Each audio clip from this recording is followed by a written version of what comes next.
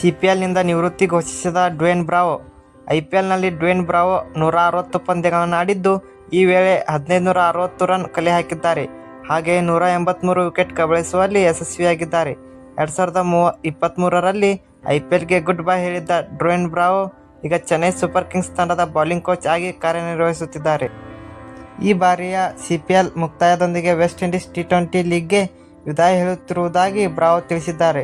ಈ ಮೂಲಕ Trinidad night Riders ಪರ ಕೊನೆಯ ಪಂದ್ಯವಾಡುವ ಮೂಲಕ CPLಗೆ ಗುಡ್ ಬೈ ಹೇಳುವ ಇರಾದೆಯಲ್ಲಿದ್ದಾರೆ. ಇದು ಉತ್ತಮ ಪ್ರಯಾಣ. ಹಾಗೆಯೇ ಇದು ನನ್ನ ಕೆರಿಬಿಯನ್ ಪ್ರೀಮಿಯರ್ ಲೀಗ್ನ ಕೊನೆಯ ಸೀಸನ್. ಟ್ರಿನಿಡಾಡ್ ನೈಟ್ ರೈಡರ್ಸ್ ತಂಡದೊಂದಿಗೆ ನಾನು CPL ಆರಂಭಿಸಿದ್ದೆ.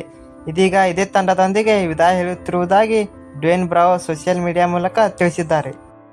2021ರಲ್ಲಿ ಅಂತಾರಾಷ್ಟ್ರೀಯ ಕ್ರಿಕೆಟ್ಗೆ ವಿದಾಯ ಹೇಳಿದ ಡ್ವೇನ್ ಬ್ರಾವೋ T20 ಫ್ರಾಂಚೈಸ್ ಲೀಗ್ನಲ್ಲಿ ಕಾಣಿಸಿಕೊಳ್ಳುತ್ತಿದ್ದರು. ಇದೀಗ ತವರಿಗೆ T20 ಕ್ರಿಕೆಟ್ಗೆ ವಿದಾಯ ಹೇಳಲು ನಿರ್ಧರಿಸಿದ್ದಾರೆ.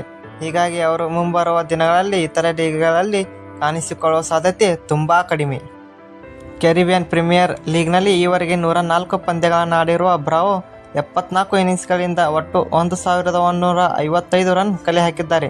ಇದೇ ವೇಳೆ 1978 ಎಸೆತಗಳನ್ನು ಎಸೆಯುವ ಮೂಲಕ ಒಟ್ಟು 128 ವಿಕೆಟ್ಗಳನ್ನು ಕಬಳಿಸಿದ್ದಾರೆ.